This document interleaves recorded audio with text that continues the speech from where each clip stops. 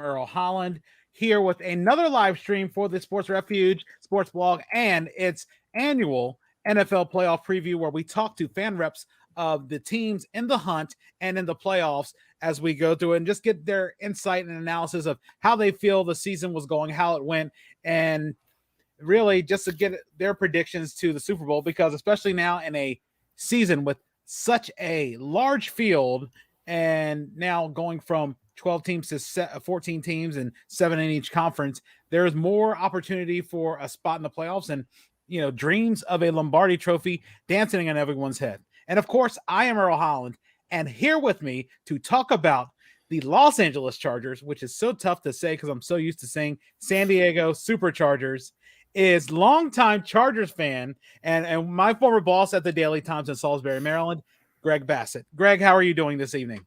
Earl, it's an honor. I'm such a fan of your work and your talent and your absolute brilliance, your knowledge of sports. Thank you so much. Like Monk says, it's a gift and a curse.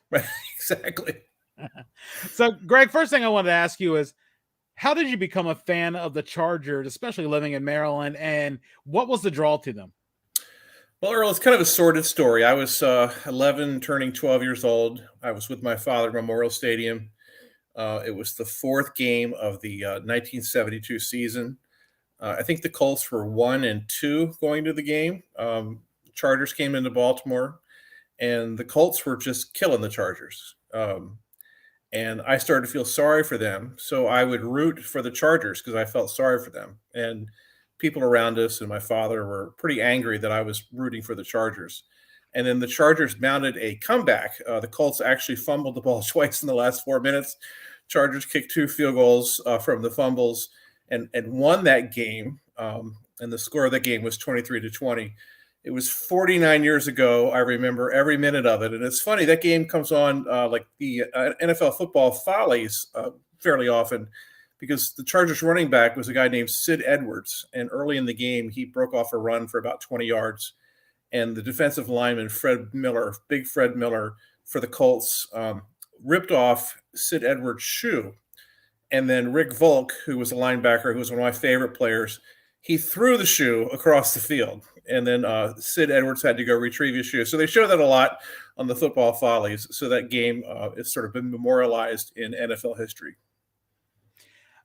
Going back to your memories, what is the biggest moment as a Chargers fan? Was it the 94 Super Bowl, or at least winning the AFC Championship going into that? Or was there some other moment? I know you've had so many people to choose from, especially going from Stan Humphries to Dan Fouts to, of course, Drew Brees for that short moment to everything that's been going on up to this moment, and Philip Rivers as well.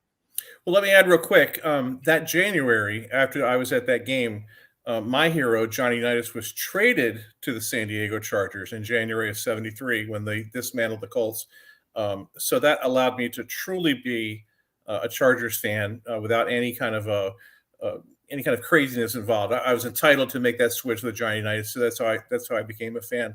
No, the Steve Young Super Bowl, I'm still in therapy from that, from the 95-96 Super Bowl. This year my son was born. That was one good thing that happened. But beating Pittsburgh and getting into that Super Bowl was really, really exciting.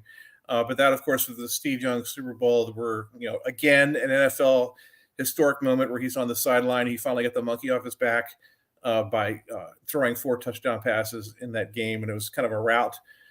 So yeah, I'm in therapy from that. I try not to talk about it much, Earl, because I will start to have some spasms. So I know you try to black that one out. What do you say is a big spot? I know there's plenty of, like I said, plenty of names, LaDainian Tomlinson. I think the late Vincent Jackson, all those guys, Antonio Gates. I just think of the array of the last run with Marty Schottenheimer and Norv Turner as well. Yeah, we had some, and we've been so close so many times to getting there. I guess the last time was in 2007, 2008 when we beat the Colts to go to the AFC Championship in New England against New England. Both Rivers and Tomlinson were hurt, and we lost that game. But just so many great games. Of course, the Chargers were in the epic in Miami, which I still think is the greatest football game of all time. That was the one where Tony Nathan did the hook and ladder. They show that all the time in the highlights. That was a 41-38 overtime game where they had to carry Kellen Winslow off the field.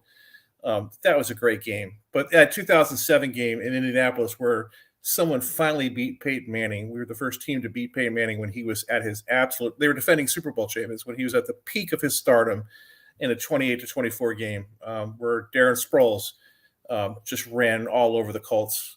Just an amazing game. So we've had lots of fun games to be a part of, a lot of painful memories, a lot of great memories. But the Chargers have always been snake bit. They've always been, just yesterday watching them beat the Giants so handily. It was the first game that I can remember in years and years and years where I just sat there completely relaxed because I knew no matter what they were going to win. Going into the season, I know there was talk. I mean, a 7-9 season. Anthony Lynn was ousted as coach, and now Brandon Staley brought in. What were the expectations that you had for the Chargers going into the year? Well, we could see that Justin Herbert definitely had some potential just from last year being the rookie of the year, offensive rookie of the year as he was. Did not know what this coach was going to be.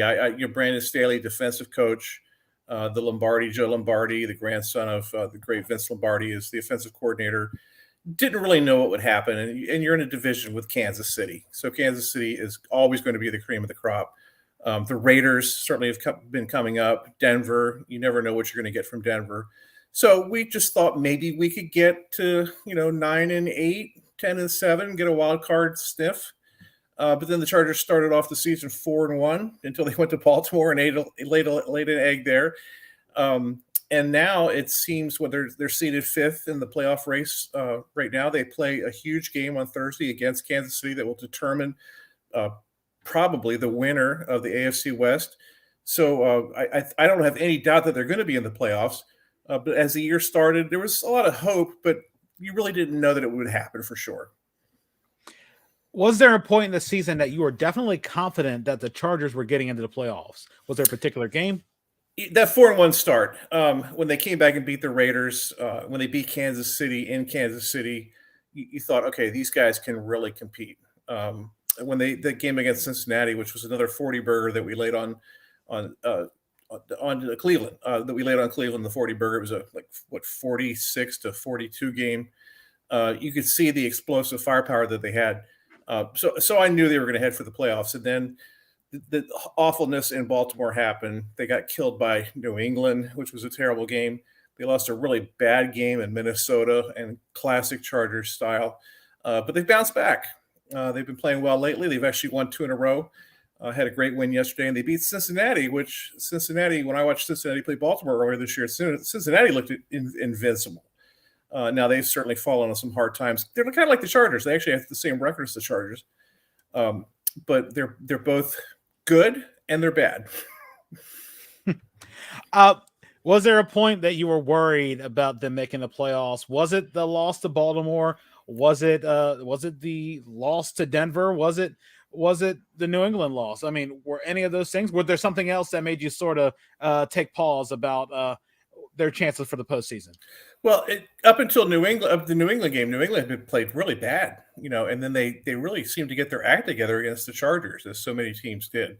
The Baltimore game was just a humiliation, but it was weird just sitting there. I was at the game and watching the practice in the beginning, before the game started, just watching them run around the field. You could tell they just were not into it. And you don't want to use that excuse of a 1 o'clock start for a West Coast team. It's 10 o'clock in the morning for them. Their clocks aren't adjusted.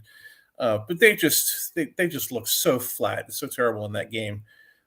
Denver, again, like you mentioned, was an embarrassing game. I've tried to block that one out. That was one. But the Chargers never played well at Mile High State in Denver, at Mile High Stadium, or whatever they call it now. The test will be this week with Kansas City, how well they play in Kansas City. They have to go to Oakland, not Oakland. They have to go to Las Vegas one more time. That team seems to be in free fall. They get the Broncos one more time, and then they get, which you would hope would be an easy game against Houston. So they've got some interesting games. Certainly 3 of the 4 remaining games are division games. I don't have any doubt about them getting in. Looking at the AFC playoffs, who do you feel the Chargers match up the best with in the AFC? Yeah, if Cincinnati makes it, or Cleveland, they've already beaten them. Baltimore, again, what team is Baltimore? We don't know what team they are. They're good at bad. Cincinnati, we don't know what team they are. I know you're going to ask me which one I fear the most. New England. I really fear them, just because they are coached so well, and they just manage everything so well. But I would really like to play them because I'd love to beat New England. That would just be so much fun to beat New England. But it's the playoffs. In the playoffs, anything can happen, and I'm not sure they really match up really that well against anybody. Normally, before I do a prediction question about the Super Bowl, I throw up a question that comes off the top of my head. And this one is, looking at the AFC West, seeing that the Chiefs have come back a little to the division, and then seeing it was so competitive, before the Raiders had their free fall. The Broncos are surging, especially coming off an emotional win, and the Chargers are doing well as well. They've already nearly surpassed their win total, or have surpassed their win total from last season already. Did you expect that division to be as competitive? It's a question I ask anybody who is a fan of a team in the AFC North, because they're seeing the same thing going on as well. Everybody's vying for a division spot, or everybody's vying for a playoff spot. But did you see the West be that competitive? Yeah, as someone who's watched the West for so many years, going back to when Seattle was even in the West, there's always a point in the season where those teams are like midway or a little past midway of the season, where those teams are all right there together, and then they start to separate at the end. And I guess that's probably what's going to happen. I think Denver and the Raiders are going to start to fall off, since everyone plays each other here at the end. They can't all succeed. So I think it'll be Kansas City and the Chargers, at the end. So it won't look close in the end, but it will have been close all year. Denver, after their quarterback, who I'm blanking on his name, who's Denver's quarterback? Teddy Bridgewater. When he whiffed that tackle in that game, I thought Denver's done. They're not going to line up behind this guy anymore. And then they win two games in a row right after that. You can't expect that to happen. And then the Raiders, I thought maybe they would be rejuvenated with the stuff that went on with Gruden, that they'd be on revenge missions, but they certainly looked bad this weekend. Mm-hmm.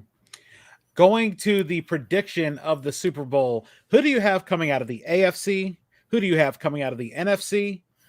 Who wins the game, and what's the final score? Ooh, well, as a football fan, I think what would be the most fun for football is the obvious one, and that would be New England facing Tampa Bay in the Super Bowl.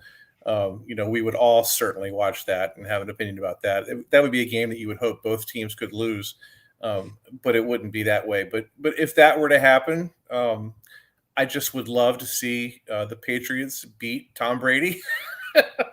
And I shouldn't dislike Tom Brady as much as I do. It's one of those things everyone just hates anyone who's successful. Same with Belichick. So I would say that the Patriots would beat Tampa Bay 31-20 in the Super Bowl. Yeah, I wish it was sort of like even the World Cup doesn't even do just a tie. It's like, we'll just keep it going. Maybe the early 1990s of college football tie. That's it. Everybody goes home. 21-21. Everybody leave. Nobody will win. I mean, It's been very interesting. I know a lot of conspiracy theorists believe that could be the game that all of a sudden things just start to align together, and those two teams are in the Super Bowl. Who knows? There's plenty of time left. A lot of teams have a lot of say in it, and who knows if Tampa plays the way they did against everybody else, they could be there. If they play the way they did against Washington, somebody else might be there. But you never know. It's the same thing with New England. Yeah, and in week 5 and 6, if you'd asked me this question, I would have said the Chargers are going to be in the Super Bowl, and they're going to beat the Bills in the AFC Championship, and they're going to play the Packers. But, the world has completely changed on that. I don't know that I trust the Packers anymore. I would love to see the Chargers play the Rams because the game's being played in SoFi Stadium, so both teams would have a home game at the Super Bowl. How cool would that be? So that could be a lot of fun. Yeah, because we're never going to get Jets-Giants ever in a New York Super Bowl. Never. I'd put steak on a Beltway Super Bowl before that ever happens. Never say never. I would never have thought there'd be a Yankees-Mets World Series, but there was. And then like the Giant, the 49ers playing the Ravens, 2 brother coaches playing each other's Super Bowl. I mean, just all these weird things that happen. Earl, as you know, anything can happen. Oh, yeah. Yeah, and even though most of that stuff feels more baseball-like, where the oddities occur, baseball is like the perfect summation of everyday life. Some days you have a normal day, and then you have something extremely weird that benefits you or something extremely weird that happens against you, and there's nothing you can really do. You just like, okay, there's always tomorrow. But yeah, Greg, as we start to wrap this up, wanted to know if you want to give anybody any shout outs, anything you wanted to promote. What are ways people can reach out to you to talk about Chargers football? Anyone can email me anytime. My email address is Greg Bassett, all one word, GregBassett, at me.com, because it's all about me. Love to talk about Chargers. I had a Facebook page for Salisbury, Ocean City Charger fans, and there for a while in the mid 80s or mid 2000s, the first like 2006 through 9, we would get together and watch games together. There was like 11 or 12 people in the whole region that were Charger fans. But we found that whenever we got together to watch a game, the Chargers played really bad. So we thought we were jinxing them. So we stopped going together to watch games. But there's still a few Charger fans in the area. There's a Ocean City police officer whose brother works for the Chargers, and he pulls me over all the time on Coastal Highway when I'm down there just to talk about the Chargers. It's quite scary to see a policeman pulling you over, but he just wants to talk about the Chargers. And my vehicle is very recognizable because I have a license plate that says Chargers, and I have the Charger decals, and my truck is kind of powder blue. So Earl, I just love the Chargers. But anybody who wants to talk Chargers, love to talk Chargers, just love to have friends around. It was interesting in Washington this year. We went to the Washington game. There were a lot of Charger fans, the most Charger fans I had ever seen, because I've never been to a game in either San Diego. I've been to the stadium in San Diego, but I wasn't there for a game. And I've never been to the one in Los Angeles. So I've never been to a real home Charger game. So to see Charger fans travel in D.C., that was great. And then in Baltimore, there were more Charger fans than ever there this year. But we played so bad. We did win a playoff game there a couple years ago. That was very exciting to be part of that. Oh, Greg, I really do appreciate it. And thank you for being on. For everybody who's watching, we're going to have another one barring some, life happening, but we're going to have one talking about the New Orleans Saints with Amanda Gruss. That'll be tomorrow at 6:30. But for everybody who's been watching, I really appreciate it. Greg, what we'll do is after this, we'll continue this conversation off air, but I really appreciate it. But for everybody else who's been watching, thank you guys so much for watching, and really do appreciate it. Earl, thank you so much for having me. Oh, no problem.